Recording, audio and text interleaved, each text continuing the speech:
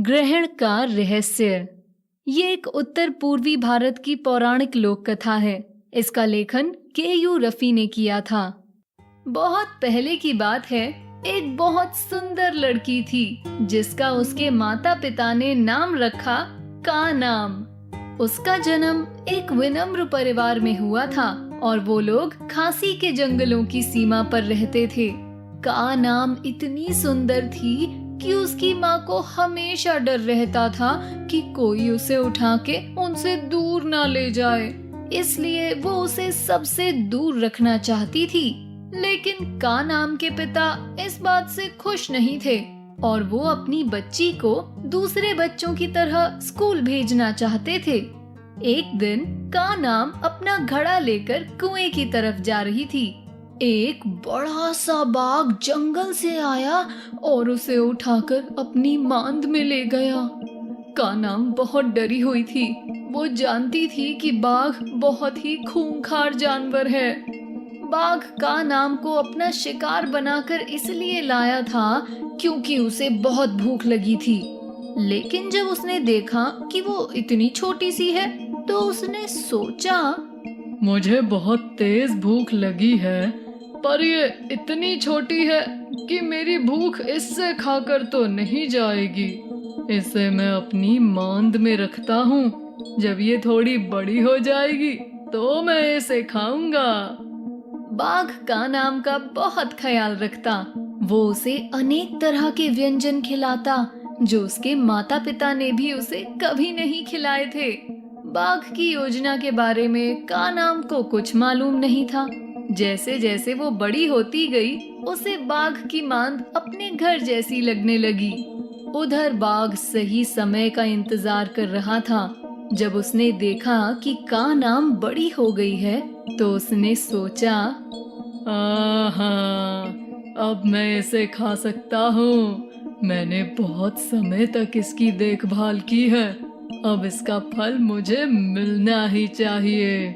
कल मैं अपने दोस्तों को दावत पर बुलाऊंगा। उसी समय मांद के पास एक चूहा अपना खाना ढूंढ रहा था और उसने बाघ की सारी बातें सुन ली। उसे कानाम के लिए बहुत बुरा लगा। चूहा कानाम के पास गया और बोला, बाघ ने तुम्हें मारने की योजना बनाई है, वो कल तुम्हें खा जाएगा। ये सुनकर कानाम रोने लगी और उसने चूहे से कहा, मेरी मदद करो, मैं मरना नहीं चाहती। उस चूहे का दिल बहुत नरम था, इसलिए वो कानाम की मदद करने के लिए तैयार हो गया। चूहे ने उससे कहा, पहले यहाँ से बाहर जाओ और जादूगर यू हैरो, जो एक विशाल मेंढक है, उसकी गुफा पर चलो। मेंढक बहुत चिड़चिड़ा और कठोर जानवर था जिससे हर कोई डरता था। कानाम भी उसकी गुफा के पास जाने के लिए बहुत डरी हुई थी, लेकिन उसकी परिस्थिति ऐसी थी कि उसे हिम्मत करके वहां जाना ही पड़ा। चूहे ने उसे रास्ता बताया और कानाम उस मेंढक की गुफा में चली गई।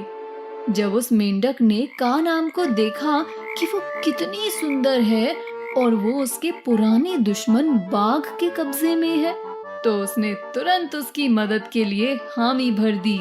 उसने कानाम को मेंढक की चमड़ी पहनने को दी और साथ में चेतावनी भी दी, चाहे कोई भी समस्या तुम पर आए, तुम इसे मत उतारना।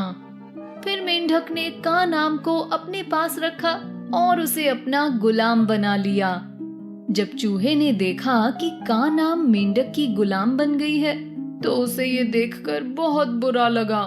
उसने सोचा, मैंने तो इस मेंढक के पास मदद लेने के लिए भेजा था, लेकिन मुझे मालूम ना था कि वो उसे अपना गुलाम बना लेगा।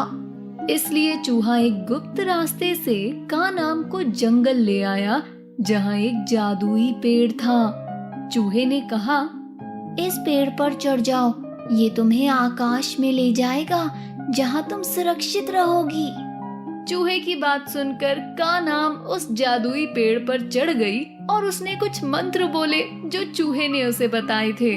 मंत्र बोलते ही पेड़ की शाखाएं ऊपर आकाश तक पहुंच गई और कानाम उस आकाश के नीले राज्य में उतर गई और पेड़ तुरंत वापस अपने पुराने आकार में आ गया।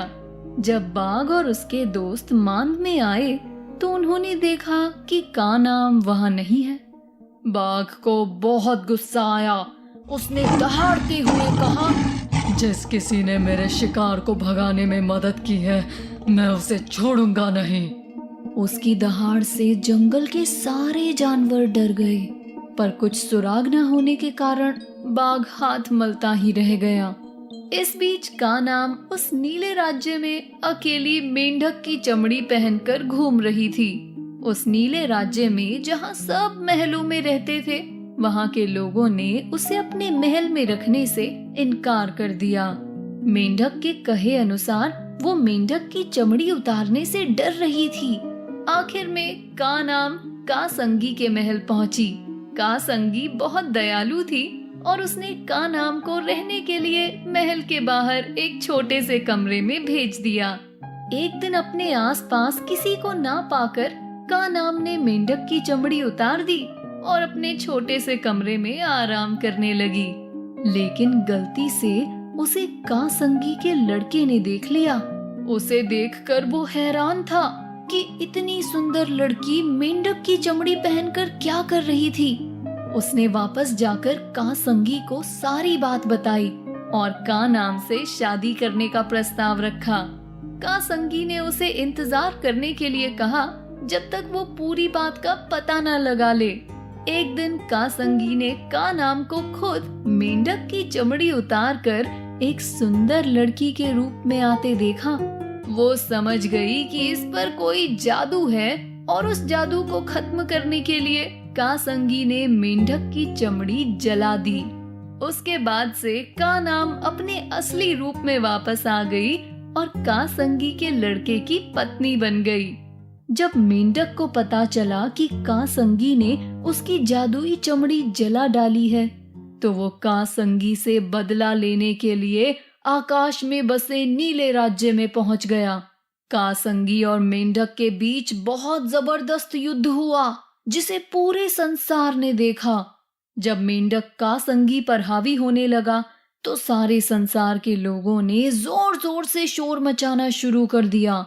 उन्होंने चिल्ला चिल्लाकर और ढोल नगाड़े बजाकर इतना शोर मचाया कि मेंढक को लगा बहुत बड़ी सेना उसकी तरफ बढ़ रही है और वो मैदान छोड़कर भाग खड़ा हुआ।